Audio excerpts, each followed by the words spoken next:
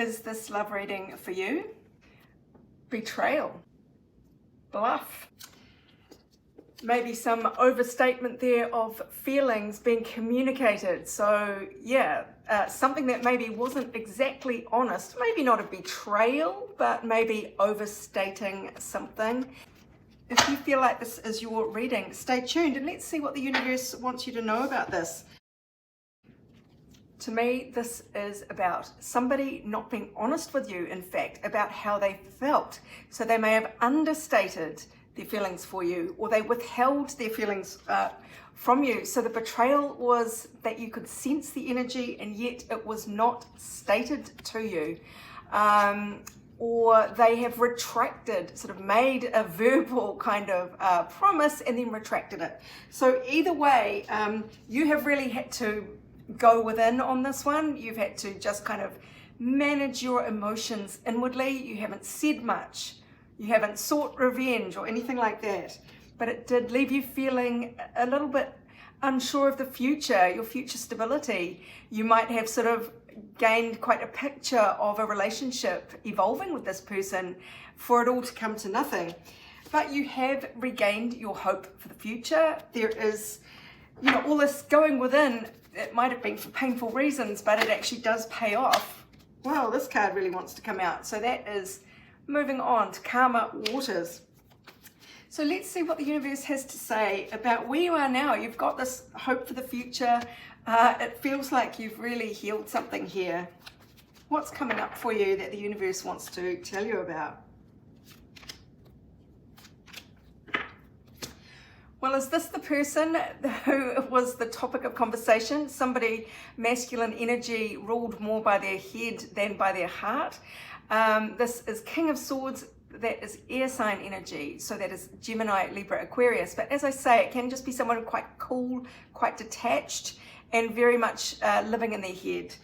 And it seems like this is going to be an old challenge that comes back around, that has you wondering how to balance out this energy with this person. But there is the opportunity here for a fresh start. So what's the advice about this opportunity for a new beginning here? This King of Swords energy, whether they are a past person or a new person, what are they bringing to you? What mood are they in as they come back? I'm not going to take those, but one of them was telepathy and the other one was resistance, in case you were wondering. So what is this person bringing to the table? Because that might be exactly what they are bringing to the table.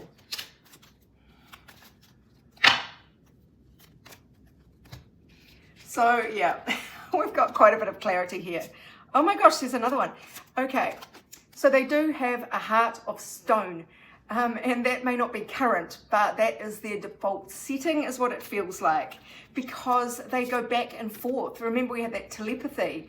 It's like, why do I feel this way? And they sort of have the urge to come towards you and then they pull back.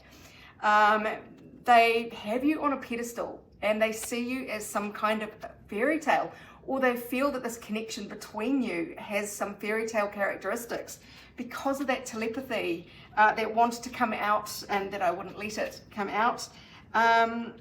They don't understand the depths of this connection or why it exists. You've kind of been through all of this yourself. You've plumbed the depths of your own psyche to process this information or this kind of attitude from this person or from someone else. But it really does feel like someone can't shake you. What do you need to know? I mean, what's the advice for you here?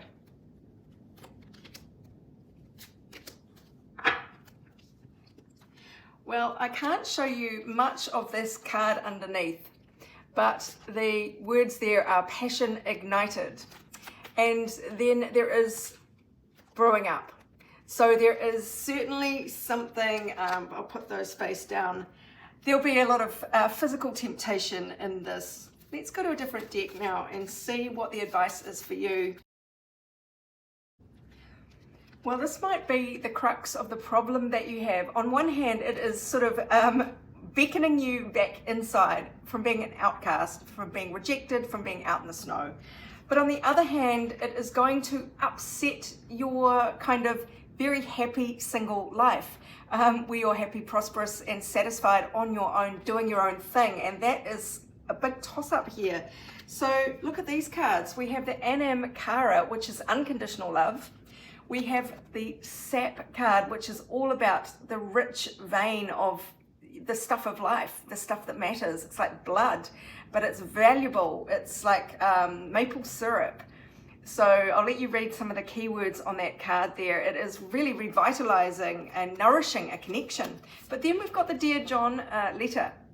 So let's look at the energy for you to lean towards and the energy to lean away from here, because you might realize that despite the bond, the uncommon bond between you, that maybe they don't provide you with all the nourishment that you genuinely need.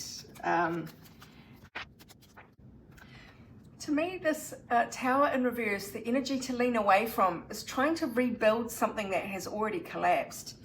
And the energy to lean towards is forward momentum, racing towards what you know you want.